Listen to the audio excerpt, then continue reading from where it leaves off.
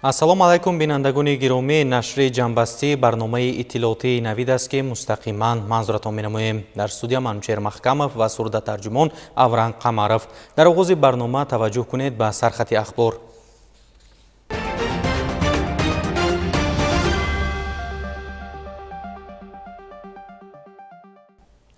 имрӯзҳо дар тамоми шаҳру ноҳияҳои ҷумҳурӣ корҳои таблиғотӣ барои дар сатҳи баланд гузаронидани интихоботи вакилони Маҷлиси намояндагони ҷумҳурии Тоҷикистон ва маҷлисҳои маҳаллии вакилони халқ идома доранд.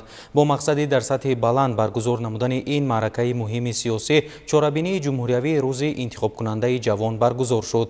Дар доираи ин тадбир вохӯрии раиси комиссияи марказии интихобот ва райпурсии ҷумҳурии Тоҷикистон Бахтиёр Худоёрзода бо гурӯҳи ҷавонони фаъол ки бори нахуст дар интихобот иштирок мекунанд сурат гирифт. Ин мулоқот бо мақсади тақвияти маърифати ҳуқуқӣ ва сиёсии интихобкунандагони ҷавон ташкил карда шуд. рӯзи интихобкунандаи ҷавон тибқи нақшаи чорабиниҳои якҷояи комиссияи марказии интихобот ва райпурсии ҷумҳурии Тоҷикистон ва иттифоқи ҷавонони Тоҷикистон баргузор карда шуд. Мақсад аз ташкили чорабинии мазкур тақвияти маърифати ҳуқуқӣ ва сиёсии интихобкунандагони ҷавон, боло бурдани сатҳи фарҳанги интихоботӣ ва масъулияти шаҳрвандии онҳо, дарки масъалаи интихобот ҳамчун маъракаи муҳими сиёсӣ дар ҷомеаи демократӣ мебошад. раиси комиссияи марказӣ ба интихобкунандагони ҷавон оид ба рафти омодагӣ ба интихоботи даъвати нави вакилони маҷлиси намояндагони Маҷлиси Олии Ҷумҳурии Тоҷикистон, маҷлисҳои маҳаллии вакилони халқ ва ҷамоат маълумот дода, зикр намуд ки комиссияҳои интихоботӣ тамоми чораҳоро андешида истодаанд ки шаҳрвандон ҳуқуқи интихоботии худро озодона татбиқ намоянд. бо мақсади таъмини шаффофият ва ошкоро будани ҷараёни интихобот тамоми чорабиниҳои дар ин доира баргузор шаванда тавассути воситаҳои ахбори омма таҷассум карда шуда истодаанд. раиси комиссияи марказии интихобот ва райпурсии ҷумҳурии Тоҷикистон ба ҷавонон барои иштироки фаъолонаашон дар ташкили аксия ва дигар чорабиниҳои иттилоотӣ оид ба интихобот изҳори сипос намуданд. сипас байни раиси комиссияи марказӣ ва ҷавонон саволу ҷавоб сурат гирифт. интихобкунандагони ҷавон дар бораи тартиби иштирок дар интихобот, овоздиҳӣ, ҳуқуқи интихоботӣ ва ғайраҳо савол доданд. бояд зикр намуд ки чорабинии мазкур дар саросари ҷумҳурӣ баргузор гардида ба он даҳҳо ҳазор нафар ҷавон ҷалб карда шуданд.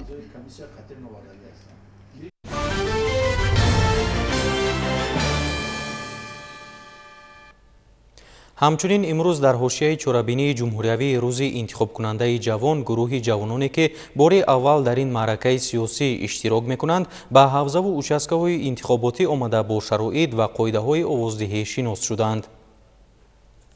истиқлоли давлатӣ ҳамчун заминаи муҳими ташаккули давлатдории мустақил барои Тоҷикистон марҳилаи таърихӣ навро боз намуд.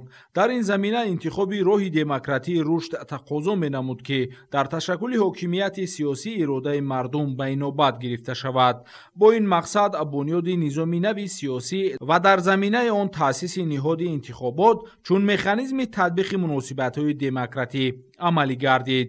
бояд гуфт ки дар заминаи ҳавзаи участкаҳои таъсисшуда дар ҳудуди шаҳри Душанбе 70 комиссияи ҳавзавӣ ва 250 комиссияи участкавии интихобот оид ба интихоботи Маҷлиси вакилони халқи шаҳри Душанбе ташкил карда шуд. бо мақсади дар сатҳи баланд доир намудани интихоботи даъвати нави вакилон ба Маҷлиси намояндагони Маҷлиси Олӣ ва маҷлисҳои маҳаллии ҳокимияти халқ хабарномаҳо тақсим гардида рӯйхати дақиқи интихобкунандагон тартиб дода шудааст. инчунин омодагиҳо дар сатҳи зарурӣ қарор доранд. ман соли якум аст ки дар интихобот иштирок мекунам ва масъулин тамоми нозукиҳои интихоботро ба мо фаҳмониданд, мо чӣ тавр ва чигуна ба вакилон овоз диҳем. ман низ ҳамчун шаҳрванди ҷумҳурии Тоҷикистон ба вакили арзанда овоз медиҳам. дар айни замон фаъолияти комиссияи шаҳрии интихобот ва ҳавзаи участкаҳои интихоботӣ дар ҳудуди шаҳри Душанбе дар асоси нақшаи корӣ ва талаботи меъёрӣ амалӣ шуда дар 70 ҳавзаи интихоботӣ ҳудуди шаҳри Душанбе аз ҷониби ҳизбҳои сиёсии мамлакат ва шахсони худпешбар дар маҷмӯъ 214 номзад ба вакилии Маҷлиси вакилони халқи шаҳри Душанбе ба қайд гирифта шуданд. ба ҳамаи номзадҳо ва шахсони боэътимоди онҳо баъди ба қайдгирӣ шаҳодатнома дастрас карда шуд. тамоми аҳолие ки дар участкаҳои интихоботӣ ки дар донишкадаи тарбияи ҷисмонии Тоҷикистон ба номи Саидмуъмин Раҳимов яъне қарор доранд, аз рафти интихобот ва ҷои интихобот, санаи баргузории интихобот яъне пурра бархурдор ҳастанд ва یعنی تمام اون انتخاب شوندگانی که وابسته به انتخابات وکیل مجلس شهر دوشنبه، ناحیه سینا و نمایندگان بودند، کارهای ترغیباتی و تشویقاتی خود را در حدود اوچسکه انتخاباتی به راه ماندند و وابسته به این کمیسی‌های حوزوی انتخابات و اوچسکوی انتخابات شرایط‌های خوب را به راه ماندند و کمیسی‌های انتخاباتی از روی پرینسیپ برابری، شفافیت، پرینسیپ آزادی و دیگر پرینسیپ‌هایی که قانونگذاری جمهوری تاجیکستان در سمت انتخابات مقرر کردند فعالیت خود را به راه ماندند. در ناحیه فردوسی شهر دوشنبه برای برگزار نمودن انتخابات شفاف و دموکراتی یک حوزه انتخاباتی یک مانداتی فردوسی 1 62 اوچسکه جمهوریوی 58 اوچسکه ناحیوی 16 حوزه شهری و 40 حوزه ناحیوی فعالیت دارند.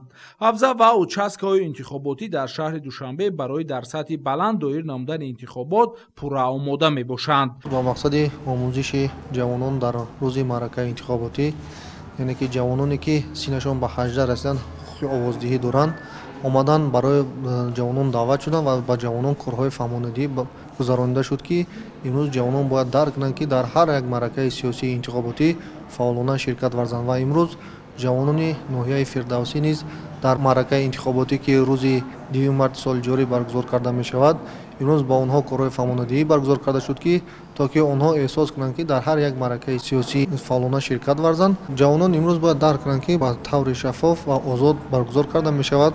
موافق مقررات قسم 1 ماده 6 کنستیتوسیای جمهوری تاجیکستان، خلق بیانگر صاحب اختیاری و سرچشمه یگانه حاکمیت دولتی بوده آن را به واسطه و یا با واسطه وکیلان خود عملی می نماید. همزمان در قسم 2 همین ماده آمده است که افاده عالی به واسطه حاکمیت خلق رایپرسی عمومی خلقی و انتخابات به شمار می رود. تا امروز از جانب مسئولان کمیسیای مرکزی انتخابات و رایپرسی جمهوری تاجیکستان جهت رعایت طلبات سندهای معیاری حقوقی مربوط به انتخابات، وظیفه‌های اساسی اعضایان کمیسیا، روند ثبت نامزدها و انتخاب کنندگان، اینچنین تشکیل و گذراندن رایدهی، تدبیرهای عملی راه اندازی شدند. در این مدت اعضایان کمیسیاهای حوزوی و اوچسکوی ترتیب درست کاربری و طلبات و معیارهای قانونگذاری را از خود نمودند. کمیسیاهای حوزوی و اوچسکوی انتخابات طبق طلبات قانونگذاری جمهوری تاجیکستان درباره انتخابات فعالیت میکنند.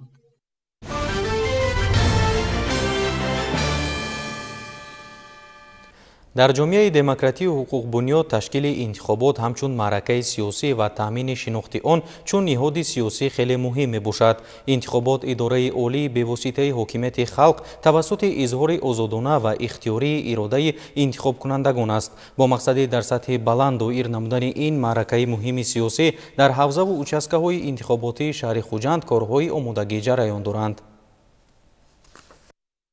انتخابات همچون معرکه مهم سیاسی و پدیده مهم جامعه دموکراتی و عنصر دولت آزاد و آباد وظیفه‌های گوناگون داشته در رشد تمام ساحه‌های جمعیت نقش نظر است می‌گذارد. مقصد، ضرورت، تشکیل و برگزاری انتخابات قبل از همه تامین ثبات و همگرایی، عمومی گردانی منفعت‌ها، تشکیل و نظارت حاکمیت و بهتر نمودن وضع اجتماعی شهروندان میباشد. این است که دوام هر 5 سال یک مرتبه انتخابات وکیلان مجلس نمایندگان مجلس عالی جمهوری تاجیکستان و مجلس های وکیلان خلق ولایت ها و شهر و ناحیه ها اعضای مجلس ملی مجلس عالی جمهوری تاجیکستان برگزار می‌گردد. در سال جاری چنین معرکه مهم سیاسی تاریخ 2 مارس به وقوع می‌پیوندد و آمادگی کمیسی‌های حوزوی و اوچسکه‌های انتخاباتی با رعایت معیارهای قانونگذاری‌ها درباره انتخابات در سطح ضروری جریان دارد. برای پیش از آن که به این حوزه همچون اعضا فعالیت نماییم با ما کورس‌های آموزشی البته داده شد که در کورس‌های آموزشی همه سمت‌های فعالیت کارمندان حوزه، رئیس حوزه، کاتب حوزه داده شد. ما در اساس دستورهای در سمینار داده شده فعالیت خود را به راه مانده ایستاده‌ایم. اوچسکه انتخاباتی رقم 22 اوید به انتخابات وکیلان مجلس نمایندگان مجلس عالی جمهوری تاجیکستان در حوزه یک مانداتی انتخاباتی خوجند رقم 13 واقع در تئاتر دولتی موسیقی و موسیقی به نام کمال خوجندی می باشد. در اینجا یک حوزه و 3 اوچسکه انتخاباتی تأسیس داده شده، تعداد انتخاب کنندگانش 1540 نفر می باشد. در ماده 6 کنستیتوسیای جمهوری تاجیکستان به طور وسیع اهمیت انتخابات و نقش آن در تشکل و عملی‌گردانی حاکمیت نشان داده شده است. дар тоҷикистон халқ баёнгари соҳиб ихтиёрӣ ва сарчашмаи ягонаи ҳокимияти давлатӣ буда онро бевосита ва ё ба воситаи вакилони худ амалӣ мегардонад. ифодаи олии бевоситаи ҳокимияти халқ райпурсии умуми халқӣ ва интихобот аст.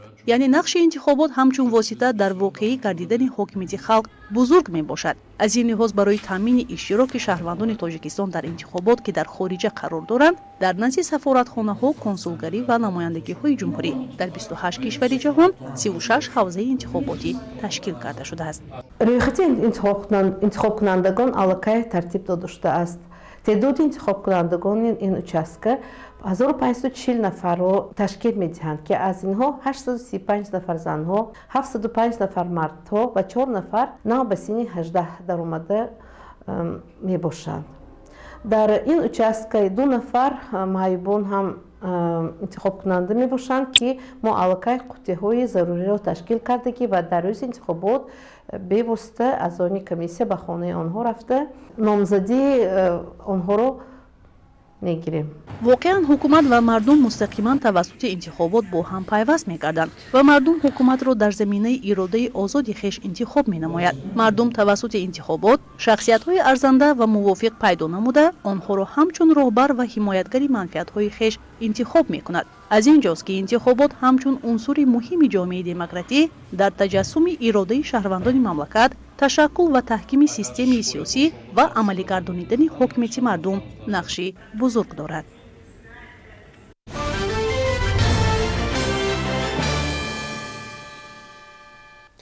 масъулияти шаҳрвандӣ ва ҷалб гардидани шаҳрвандон ба раванди интихобот ифодаи фарҳанги баланди сиёсии онҳо мебошад. зимнан ҷиҳати дар сатҳи баланд гузаронидани ин маъракаи муҳими сиёсӣ дар шаҳри ваҳдат низ тамоми участкаҳои интихоботӣ пурра тайёр мебошанд. тафсилоти бештар дар гузориши ҳамкоронамон. бо мақсади дар сатҳи баланд ташкил ва баргузор намудани интихоботи вакилони маҷлиси намояндагони маҷлиси олии ҷумҳурии тоҷикистон бо қарори комиссияи марказии интихобот ва райпурсии ҷумҳурии тоҷикистон ҳавзаи якмандатаи интихоботии ваҳдат рақами 10 таъсис дода шудааст. дар ҳудуди ҳавзаи якмандатаи интихоботии ваҳдат рақами 10 85 участкаи интихоботӣ таъсис дода шуда корҳои омодагӣ ба анҷом расонида шудааст.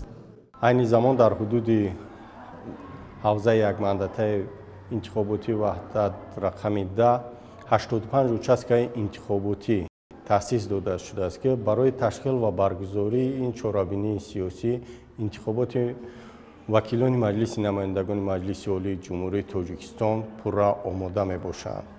дар 85 участкаи интихоботӣ 168888 нафар интихобкунандагон ба рӯи хат шомил карда шуданд ки аз ин 997 нафарашон ба рӯи хати беморон шомил гардида дар рӯзи интихобот ҳайати комиссияи участкавӣ бо истифода аз қуттии сайёр иштироки 997 нафар интихобкунандагонро дар интихобот таъмин менамоянд. инчунин бояд қайд намоем ки 600 нафар интихобкунандагон бори аввал дар интихобот иштирок намуда раи худро барои ободии ватан медиҳанд.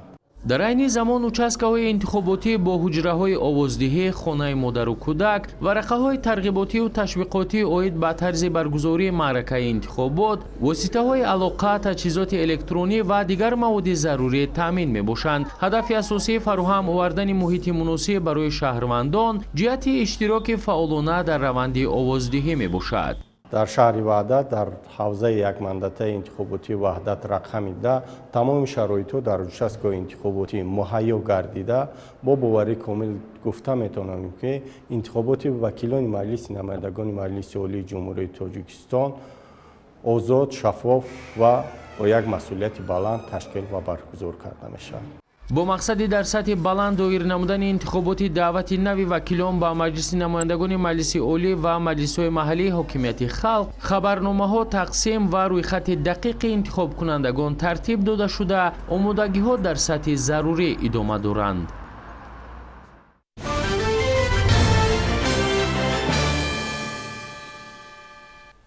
тоҷикистон дар арсаи байналмилалӣ ҳамчун давлати ташаббускор дар самти обу иқлим шинохта шудааст. Ташаббуси панҷуми ҷумҳурии Тоҷикистон бо роҳбарии пешвои миллат муҳтарам Эмомалӣ Раҳмон оид ба эълон намудани соли 2025 ҳамчун соли байналмилалии ҳифзи пиряхҳо мебошад ки бо ҷонибдории 153 кишвар тавассути қатномаи маҷмаи умумии Созмони Милали Муттаҳид қабул гардид. Вобаста ба ин мавзӯъ дар маркази омӯзиши пиряхҳои Академияи миллии илмҳои Тоҷикистон ҳамоиш доир гардид.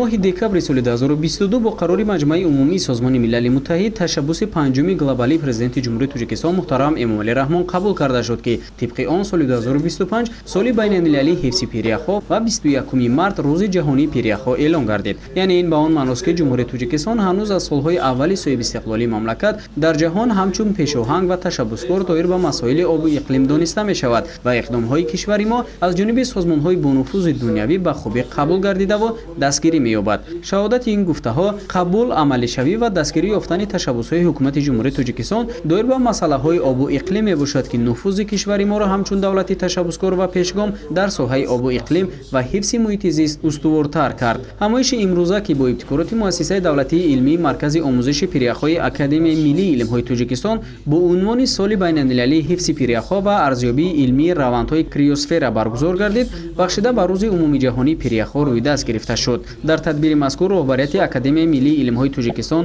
донишмандон ва унвонҷӯёни институтҳои соҳавии кишвар иштирок карда доир ба иқдоми мазкур ибрози андеша намуданд. бояд қайд кунам ки таи чанд даҳсолаи охир ба монанди гармшавии глобалӣ ва тағйирёбии иқлим ҷомеаи ҷаҳониро ба ташвиш овардааст ва инчунин ташаббусҳои ҷониби Тоҷикистон ба монанди эълон гардидани соли 2025 ҳамчун соли байналмилалии ҳифзи пиряхҳо ва инчунин ташаббуси шашуми ҷониби Тоҷикистон ва кишвари Фаронса ба маҷмаи умумии Созмони Милали Муттаҳид, яъне ки амал барои илмҳои криосфера барои солҳои 2025-2034 пешниҳод гардида буд ва вобаста ба ин Академияи миллии илмҳои ҷумҳурии Тоҷикистон ва маркази омӯзиши пиряхҳои назди Академияи миллии илмҳои Тоҷикистон пайваста вобаста ба амалӣ гардонидани нақшаи чорабиниҳои ин tashabbusҳо кору фаъолият менамоянд. дар чорабинӣ ҳамчунин масъалаҳо доир ба баррасии мушкилоти глобалӣ вобаста ба тағйирёбии иқлим ва таъсири он ба пиряхҳо ва криосфера дар минтақа, арзёбии илмии раванди криосфера ва таҳкими ҳамкорӣ дар сатҳи байналмилалӣ, ҳолати кунунӣ ва дурнамои тадқиқотии криосферӣ дар заминаи тағйирёбии иқлим, пешниҳоди тавсияҳо барои ҳифзи пиряхҳо ва истифодаи устувори захираҳои обӣ, ҳифзи пиряхҳо, мониторинг ва таҳқиқоти илмии онҳо ва амсоли инҳо мавриди муҳокима ва баррасии коршиносон қарор гирифт. аз оне ки кишвари мо мизбони баргузории нахустин конфронси сатҳи ҷаҳонӣ оид ба ҳифзи пиряхҳо хоҳад буд, баргузории ин ва дигар ҳамоишҳои сатҳи баланд ки минбаъд низ идома меёбанд дар самти коҳиш додани обшавии пиряхҳо муҳиму корагар хоҳад буд.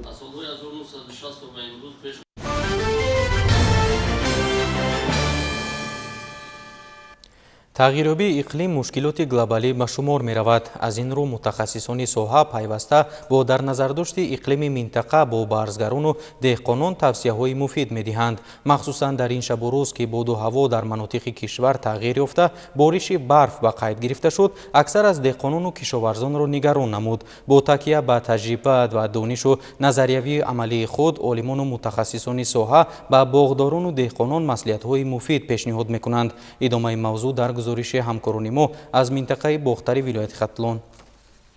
ҳарчанд солҳои қаблӣ агар дар ин шабу рӯз ҳаво сард мегашт, аксар аз деҳқонон ғамгин мешуданд, аммо имсол баръакс бо боридани барф шод гаштанд, зеро чуноне ки коршиносони масоили кишоварзӣ мегӯянд, зимистони имсол хубу барои деҳқонон бо барор омад, чун бинобар боришҳои пайдарпайи барф ва сард омадани моҳҳои аввали ин фасл, табиати ин минтақа ҳоло ҳам дар хоби ноз аст. барфи ки рӯзи 25-26 феврал борид, ин ба заминои кишти, заминои обӣ ва лалмӣ фоидаи хуб дорад. ки ин барф дар замино шиштагӣ аст ва намӣ бисёр мешавад. дар заминои лалмӣ ҳам алаф, ҳам ғалладонагиҳо ҳосили хуб метиҳад. дар заминое ки заминои обӣ бошад, заминои ҷуфт шудагӣ ба намӣ зиёд шуда, мана кишти баҳорӣ نزدیک آمده است. این نمی به ضرورت پخته دیگر ضرورت‌هایی که بهار کش می شود فایده خوب دارد. از دیگر طرف بارشات خنکی بسیار شد اگر در زمین ها هم کسلی ها هم حشرات‌های ضرررسان گم می شود. از طرف عالمان معین کرده شده است که در وقت خنکی 80% حشرات‌های تاتنکنه شیره نابود می شود. برای همین این برف بردگی ضرر کلان نمی رساند که البته فایده نقض دارد. اگر مقایسه کنیم حرارت هوا چی در ختلان چی در وادی حصار و چی در وادی سوخت در همین سال قریب که فرق نمیکرد. ختلان همه ساله بهارش قریب 1 ماه بروقتر از اونجا می آمد. در این سال باشد قریب که چی دوشنبه رو گیریم چی باختر چی شهرتوز و قبادیان قریب که در یک حالت قرار دارد. باید گفت که سرد آمدن فصل زمستان باعث می‌گردد تا حشرات ضرررسان زمین کم، بیدارشوی درختان و طبیعت نسبتاً دیرتر حاصلخیزی باشد زیاد گردد. از این رو برفی که این شب و روز چون کورپای زمین همه جا را سفید کرد بر نفع کار است. تاثیر آن به ساحه کشاورزی نیز خوب ارزیابی می‌گردد. در این سال زمستان معتدل بود. بنابراین حرارت به حرارتی که به زمستان موافق بود. اگر شما دقت کنید در اکثریت درختانی که در اینجا موجود هستند موجه هایشان آنقدر تیار نیست، یعنی در حالت کرختی قرار دارند. از سبب آن که برف گرچند که باریده باشد هم حرارت منفی نبود و بنابراین من گمان میکنم که برف امروزه چندان به ساحه کشاورزی و درختان و میوه‌جات ضرری منفی نرساند. با گفته متخصصان ساحه هرچند بارشات اخیر برف را آنها فال نیک میدانند اما باغداران را ضرور میآید از احتیاط کار گرفته گلهای شکفته بادام و زردآلوهای باغ خود را از سرما خوردن امن نگاه دارند، چون در صورت یخبندی سرما خوردن غنچه های درختان از احتمال دور نیست. در زمینایی که باغ دارند درختان بادام زردآلو که گل کرده است و اینو اگر امشب خنک شود اگر ممکن ضرر دارد. برای همین باغداران میتوانند همین روز در زمینهای باغشان از علفهای گندم یا که باقیمانده‌های درختان علف کرده در باغ هر سال کشاورزان ولایت ختلان یکی از اولین ها شده محصول دست خود مخصوصا سبزیجات بروقتی را به بازارهای کشور وارد می ساختند، ولی سرد آمدن باد و هوا و بارش برف بازگو از آن است که امسال استحصال محصولات بروقتی کشاورزی در این منطقه کشور هم کمی به تأخیر می افتد، میگویند کارشناسان ساحه.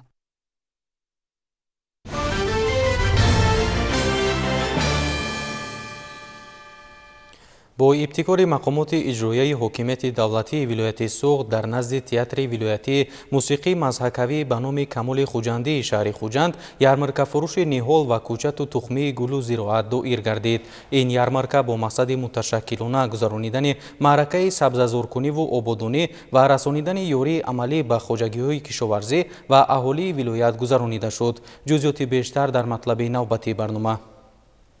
در نزد تئاتر مساکا و موسیقی به نام کمال خوجندی مرکزی ولایت سوغد یارمرکه فروش نهال‌ها، کوچت و تخمی گل‌ها و دیگر زراعت‌های کشاورزی برگزار گردید. در این معرکه مهم باغپروران و کشاورزان و خریداران سرشمار اشتراک نموده زیاده از 1 میلیون بیخ نهال و گل و بوته‌ها پیشکشی ساکنان گردانیده شد.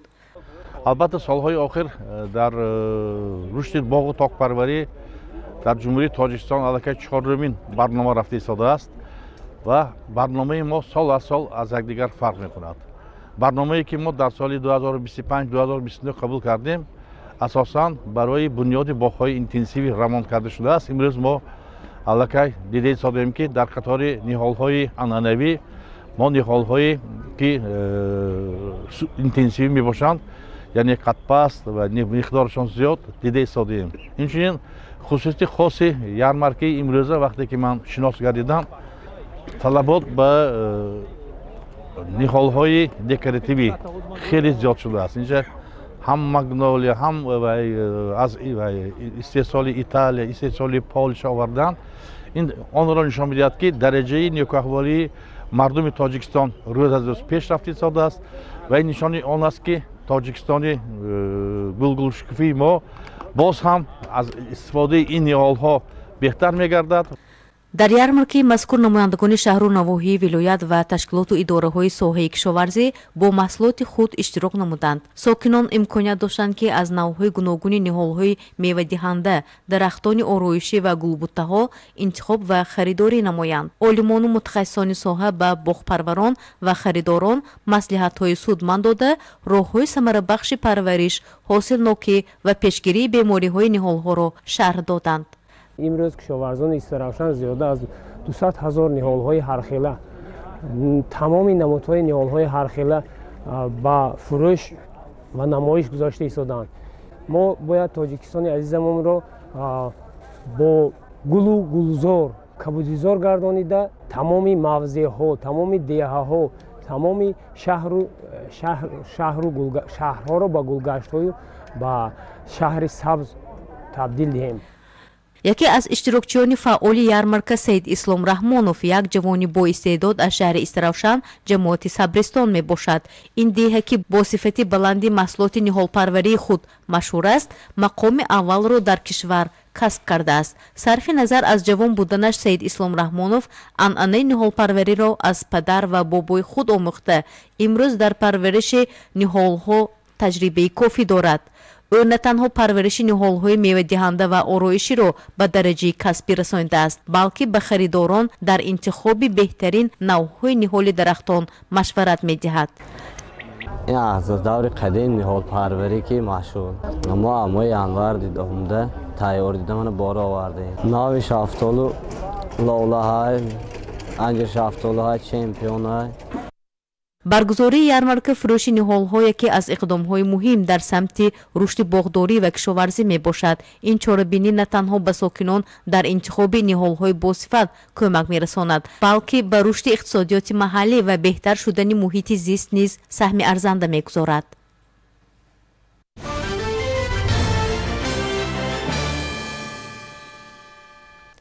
пошхӯрии оилаҳо дар тоҷикистон яке аз масъалаҳои муҳиму ҳалталаб боқӣ мемонад. бо мақсади пешгирӣ аз ҷудошавии оилаҳо, махсусан оилаҳои ҷавон, пайваста чорабиниҳо сурат мегиранд ва мутахассисон барои ҳалли ин мушкилии ҷомеа тадбирандешӣ мекунанд.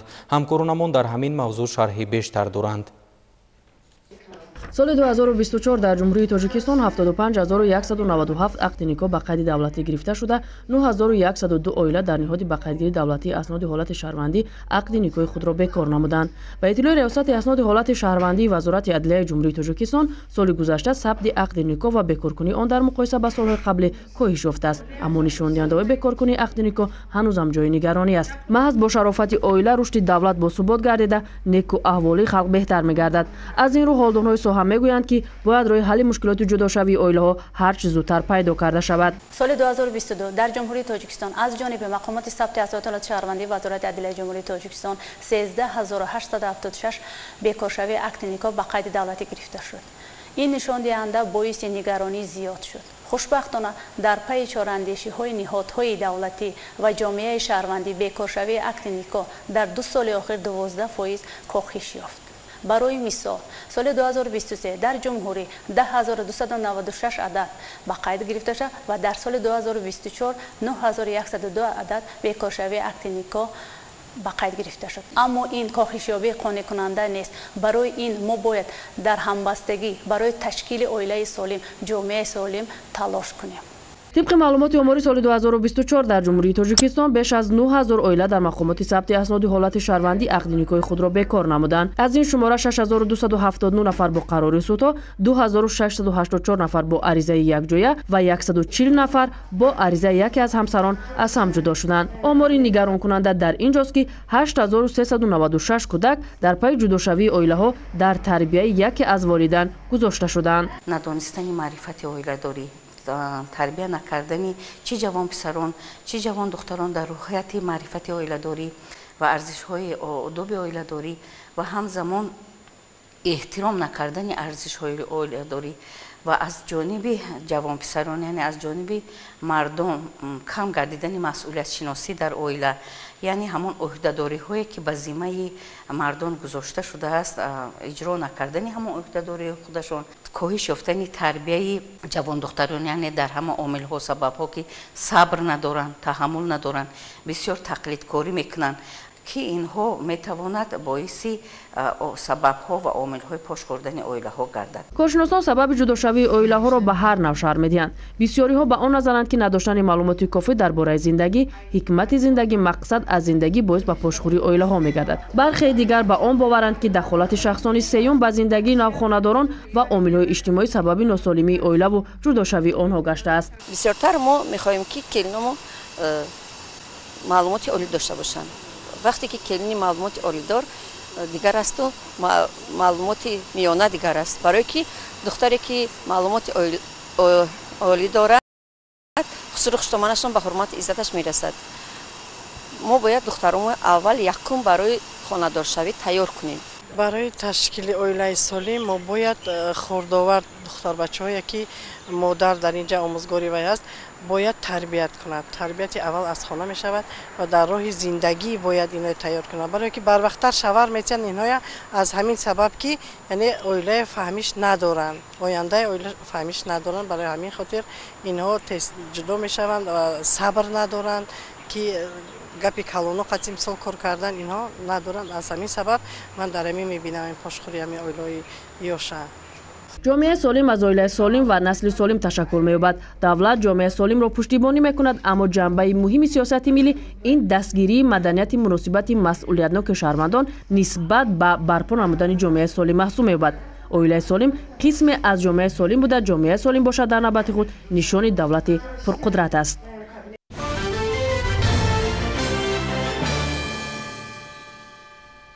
در مؤسسه دولتی تعلیمی لیتسه کسبی نفت و گازی شهر اسفره که اساساً برای سوحه صنعت کشور متخصص آماده می‌سازد، برای آموختن علم و دانش و از خود کردن کسب و هنرهای ملی و معاصر تمام شرایط‌ها مهیا می‌باشند. مسئولین مؤسسه پیوسته جوانان را جهت کسب آموزی به این درگاه جلب می‌کنند.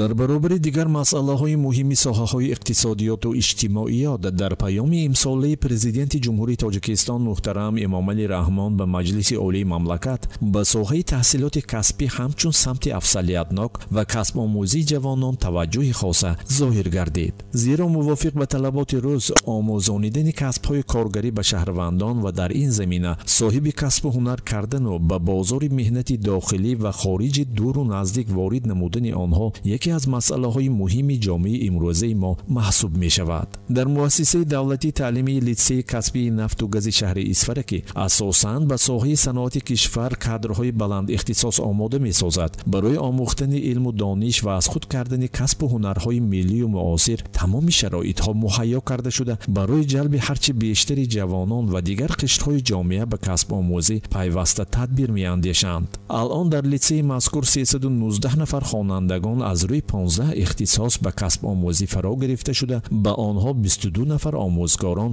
ва 20 нафар устоҳои таълими истеҳсолӣ дарс мегӯянд.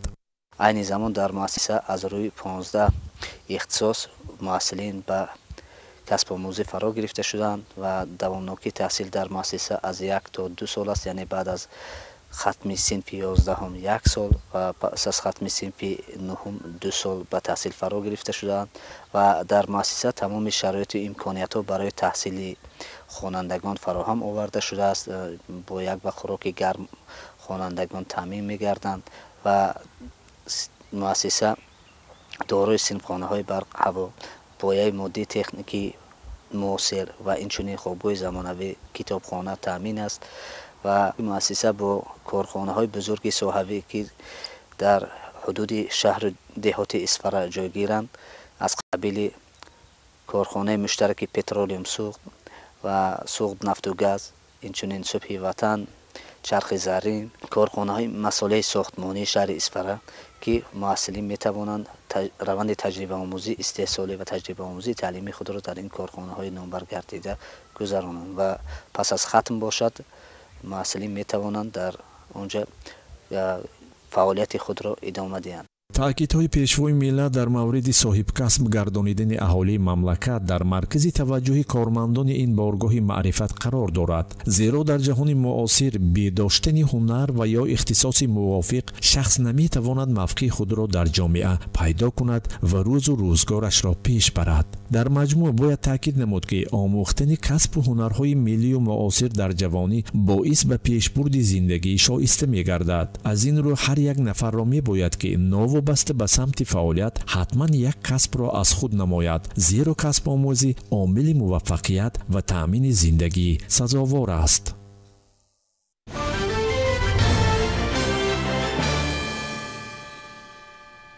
дар доираи чорабиниҳои фарҳангӣ бахшида ба ҷашни наврӯзи байналмилалӣ дар мамлакат чорабиниҳои гуногун гузаронида мешаванд. яке аз ин тадбирҳо фестивали ҷумҳуриявии садранги чакан мебошад. имрӯзҳо даври аввали ин озмун дар шаҳру ноҳияҳои ҷумҳурӣ идома дорад. дар ноҳияи Фархор ин фестивал бо иштироки беҳтарин ҳунармандони мардумӣ доир гардид. собирамо ҷалилова ин сокини ноҳияи Фархор чакан медӯзад. ин номгӯи чаканҳое ки дар ин гӯша ба намоиш гузошта шудааст маҳсули дастонаш ҳастанд. дар қатори дигар сӯзаниҳо халтаи чакан навгонии тозаи ин ҳунарманд аст ки онро собирамо ба даври ноҳиявии фестивали ҷумҳуриявии садранги чакан пешниҳод намудааст. чакан ки ҷаҳонӣ шуд, имсол мо дар ин чорабинии садранги чакан ба марази тамошо баровардем, яъне сумкаҳои навро ба марази тамошо баровардем ки ҳамчун ҳунарманд ба духтарони мо бисёр инҳо писанд омаданд. боз мо мехоҳем ки инҳоро бо сайёҳон пешкаш намоем. дар ноҳияи Фархор даври ноҳиявии фестивали ҷумҳуриявии садранги чакан дар қасри фарҳанги ноҳия доир гардид. ҳамроҳ бо соҷидамо ин занону бонувон иштирокчии даври ноҳиявӣ ин озмун мебошанд. бо сару либосҳои миллии чакану гулдозиҳо ана ҳамин хел зебо ва диданӣ ба ин фестивал омаданд. дар ҳақиқат ин озмун бениҳоят як озмуне аст ки зери таваҷҷӯҳи бевоситаи пешвои муаззами миллат ки дар воқеъ чаканро дар арсаи байналмилал, яъне ки дар ЮНЕСКО муаррифӣ карданд, доир гардида истодааст ва ҳамзамон бояд қайд намоянд ки чун дигар мардуми минтақаи вилояти Хатлон, ноҳияи Фархор низ аз рӯи 6 номинатсия ки дар озмун албатта баҳогузорӣ мегардад ва тибқи он дастури тибқи низомномаи баргузории озмуни садранги чакан аз рӯи анамин 6 номинатсия духтарон ва пуртаракони ноҳияи Фархор низ бояд омодагии бениҳоят сатҳи баланд имрӯз чорабиниро доир намуда истоданд. тибқи низомномаи озмун даври ноҳиявии фестивали садранги чакан дар саҳнаи қасри фарҳанг бо иштироки занону бонувону ҳунарманд сокинони фарҳангдӯсти ин ноҳия дар муҳити идона доир гардид. дар саҳна иштирокчиён вобаста ба синну сол либоси чаканро ба бар намуда ҳар яке кӯшиш мекард ин ҳунари волои мардуми тоҷикро нишон диҳад. толор бо намоиши сару либоси чакан аз ҷониби иштирокчиён дар ҳақиқат зебу зинат гирифта табиати баҳор наврӯзро инъикос мекард. ба ҳамин монанд ҳар як номинатсияро дар саҳна дар толор аҳли нишаст бо завқи баланд тамошо мекарданд ва ҳунару ин санъати миллиро бо кафкӯбиҳо истиқбол мегирифтанд. даври ноҳиявии фестивали ҷумҳуриявии садранги чакан дар ноҳияи Фархор ҳамин тавр дар сатҳи баланд доир гардида беҳтарин иштирокчиён барои дар ҷашни иди наврӯз бо сипоснома ва тӯҳфаҳо қадршиносӣ гардиданд аз ҷониби аъзоёни ҳакамон муайян гардиданд. гузориши хоҷа Назриф, Худойназар Зуҳуров аз ноҳияи Фархор барои барномаи иттилоотии Навид.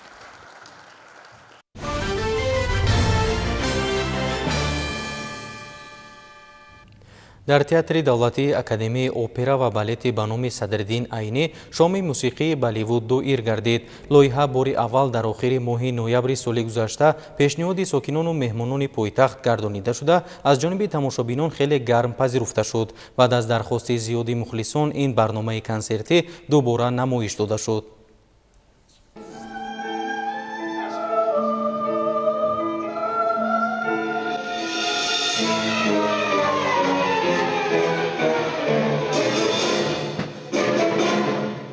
شام موسیقی بالیوود لایحه‌ی نو تماشاباب و موفق تئاتر دولتی اکادمی اپرا و بالت به نام صدرالدین عینی می باشد که بار اول در آخر ماه نوامبر سال گذشته نمایش داده شد و به دل تماشابینان زیاد مخصوصا دوستداران فیلم و موسیقی های هندی راه یافت. این برنامه آهنگ و سرودهای معروف از فیلم های برجسته سینمای هند در گذشته و امروزه را در بر میگیرد. نمره های کنسرتی با اشتراک ارکستر سیمفونی و همسرایان تئاتر با مهارت بلند پیشنهاد شدند.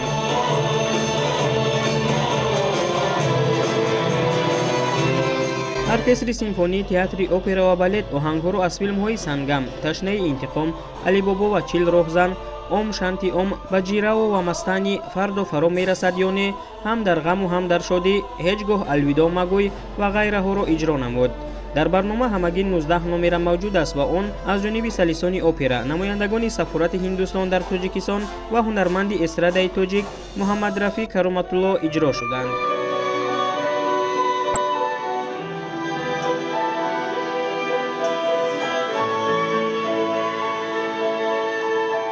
باید قید نمود که دیریژور تئاتر دولتی اکادمی کلان ازبکستان به نام علیشیر نوایی اعظمخان احمدوف برای برگزاری شام موسیقی بالیوود به دوشنبه آمده. همچنین راهبری موسیقی لایحه را به عهده گرفته است. شام‌های موسیقی فیلم‌ها در حیات فرهنگی پایتخت به یک پدیده زیبا تبدیل یافته. تماشابینان زیاد را در تالار تئاتر گرد آورد. رهبریت تئاتر اپرا و بالت که تشبسکاری لایحه میباشند میگویند رسالت عمومی گردانیدن موسیقی سیمفونی را ادامه میدهند و کوشش میکنند که این لایحه های ایجادی رپرتوار اساسی کلاسیکی را پررو سازند. در برابر برگزاری فرمت نوی برنامه های کنسرتی، تئاتر نمایشنامه های اپرا و بالت را تهیه میکند و در ماه مارس سال جاری به پاریس سفر میکند. این اولین سفر مستقلی هیئت ایجادی تئاتر به کشورهای خارجی خواهد بود.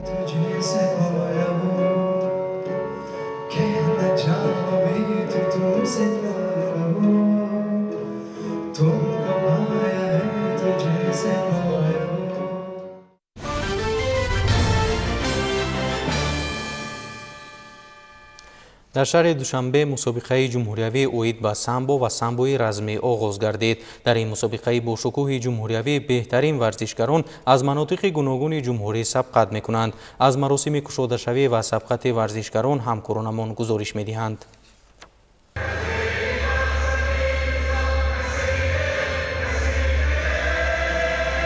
در مجمع ورزشی دانشگاه ملی تاجیکستان مسابقه جمهوریوی اوید به سامبو و سامبوی رزمی آغاز گردید. با اطلاع سرداور این مسابقه با شکوه در این همایش 260 نفر ورزشکار از شهر و ناحیه‌های مملکت اشتراک کرده در 28 وزن طبق قاعده‌های فدراسیون بین المللی سامبو میان همقوا آزمایی نمودند. از رقابت ورزشکاران معلوم گردید که آنها برای اشتراک در مسابقه جمهوریوی آمادگی جدی دیدند.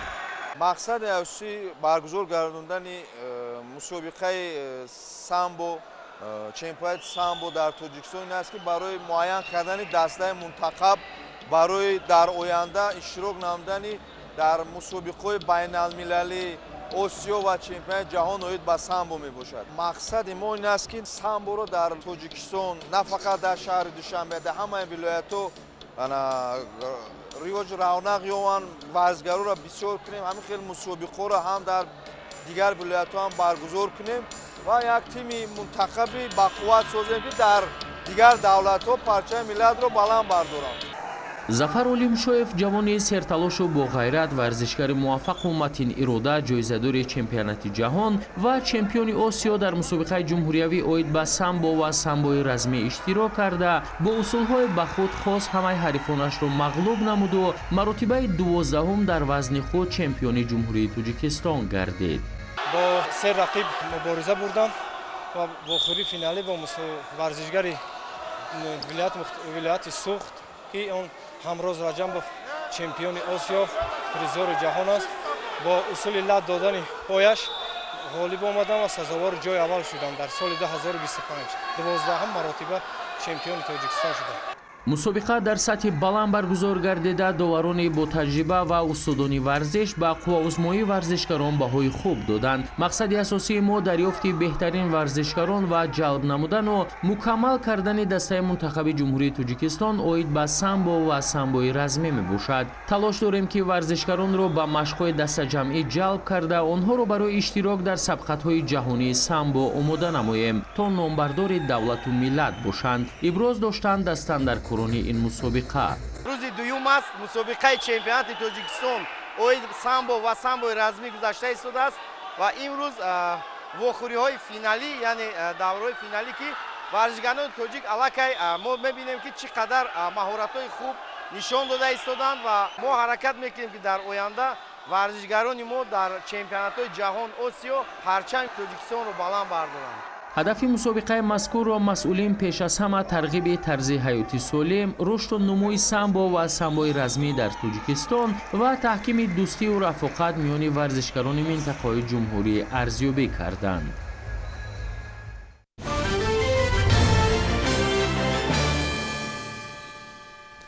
бинандагони гиромӣ, ин буд барномаи иттилоотии навид ки мустақиман маъзурат намудем. барномаҳои дигари телевизиони Сафина идома доранд.